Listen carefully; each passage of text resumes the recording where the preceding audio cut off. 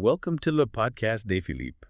Today, we're going deep diving into AI search engines, and specifically one that's causing a stir called DeepSeek. Yeah, this Chinese-developed chatbot, it's really shaking things up, isn't it? It is. Not just because of what it can do, but also all these questions it's bringing up. Exactly, about Yeah. censorship and, yeah. We'll be looking into how DeepSeek's been integrated with Perplexity. Perplexity is an AI-powered search engine, and we're going to explore how DeepSeek handles sensitive topics. Particularly those related to China. Right.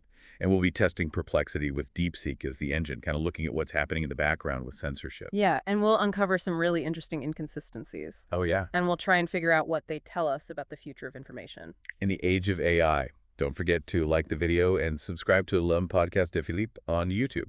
It's fascinating to see how DeepSeek is really kind of disrupting things. What's striking is how quickly it's gained traction.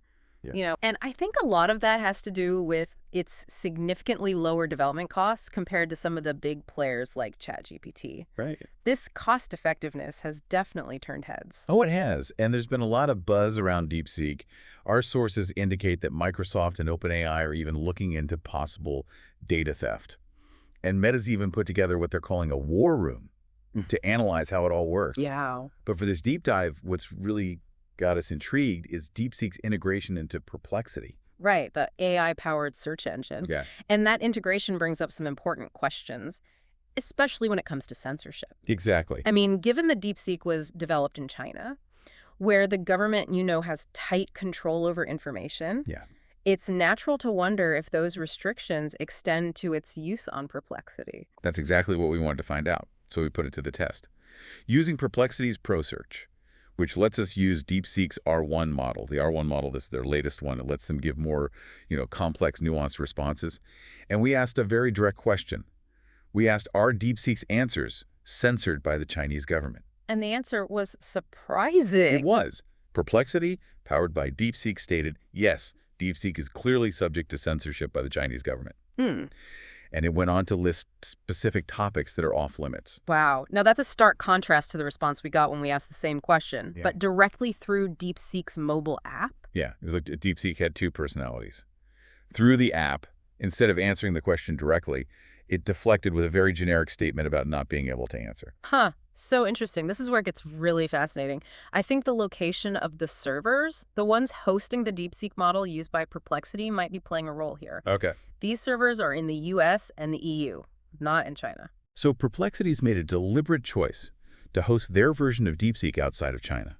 Yeah. And their CEO has even directly addressed concerns about data sharing, assuring users that no information is going back to China. Right. This hosting choice also ensures they're complying with those data protection regulations like GDPR. Especially for users in Europe. Yeah. But we're still left with a bit of a puzzle. Why does DeepSeek on Perplexity seem less censored than DeepSeek accessed directly? Right. Is it really because it's physically located outside of China?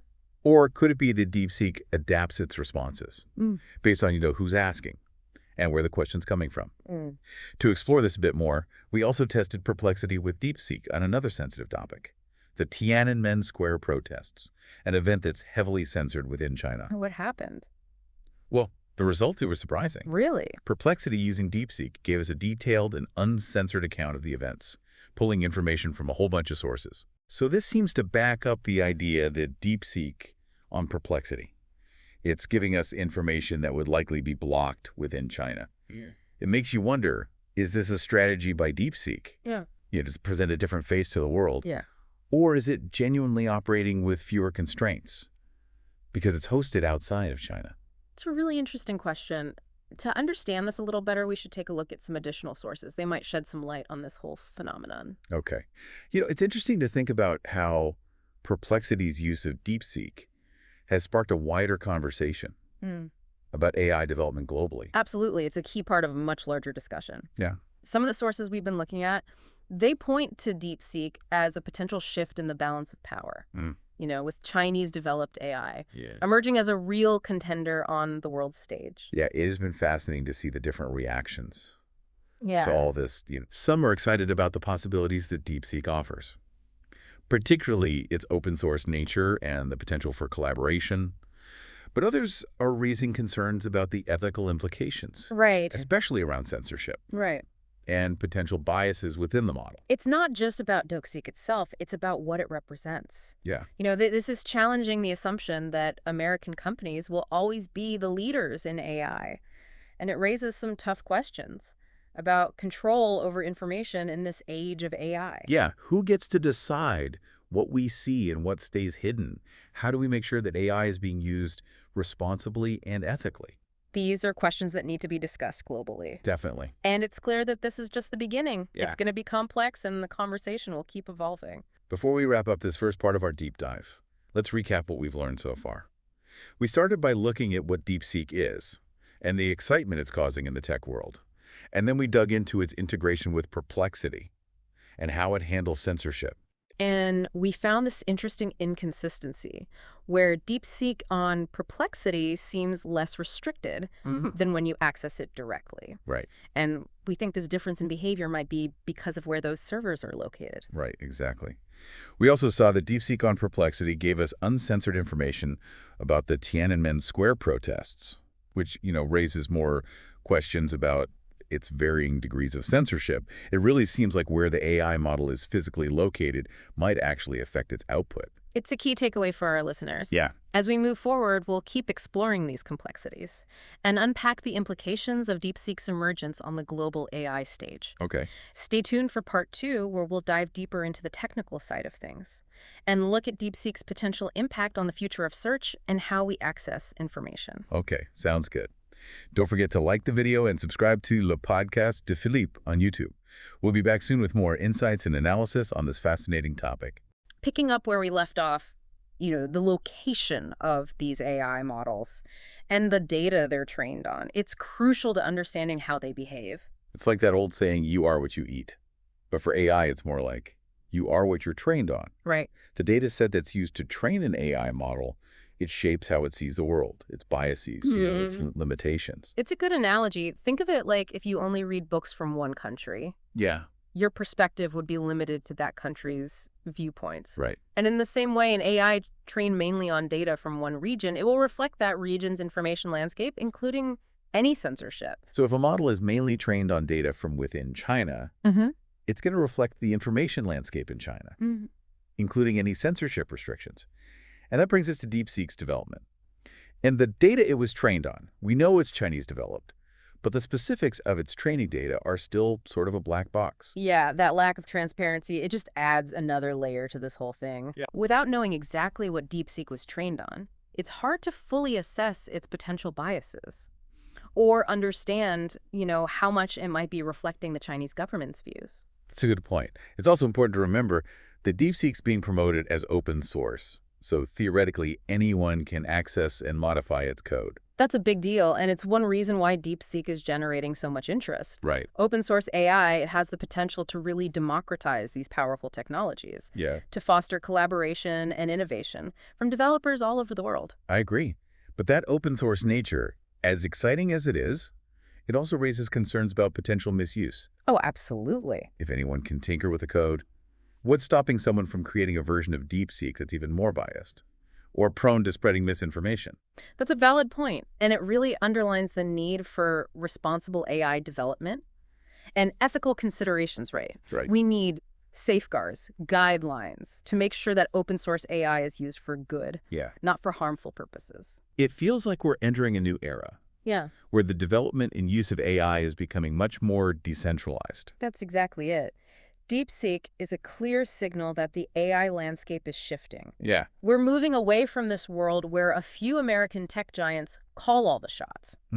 This shift has the potential to change everything, from how we access information to how we interact with technology every single day. So what does all this mean for our listeners? Well, it means we have to be aware of the potential biases and the limitations of these AI models. Okay. It means asking questions, being critical of the information we come across online, and looking for diverse perspectives. It also means being careful about the sources we trust. Yeah. And understanding the motivations behind the information we're consuming. Right. We need to remember that AI, it's not a neutral tool. No, it's not. It's shaped by the people who create it, the data it's trained on, and how it's used. Exactly.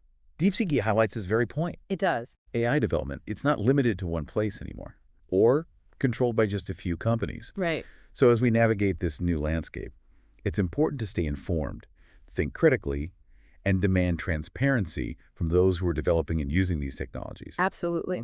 DeepSeek is just one example of how AI is changing our world. It is. And it won't be the last. So true. As AI keeps evolving and becomes even more integrated into our lives, understanding these dynamics is going to be absolutely crucial. Let's move on to part 3, where we'll consider some potential future scenarios and talk about what steps we can take to navigate this rapidly changing tech landscape. So let's look ahead now. What could the future hold for AI models like DeepSeek? And how will this all impact the way we get information and understand it? It's a bit like you said, trying to look into a crystal ball, but we can analyze what's happening now and sort of project where things might go. Okay. One thing's for sure, AI is only going to become more integrated into our lives. We're already seeing it in healthcare, finance, education, entertainment. It's everywhere. It is. And as these models get more advanced and more sophisticated, their influence will just keep growing. So that brings us to a really important question. How do we make sure that AI is developed and used responsibly? Right, that's the key. We've talked about the potential for bias and misinformation, but there are other ethical things to consider too. Definitely. Data privacy and security, they're paramount. These AI models, they collect and process so much personal data. They do.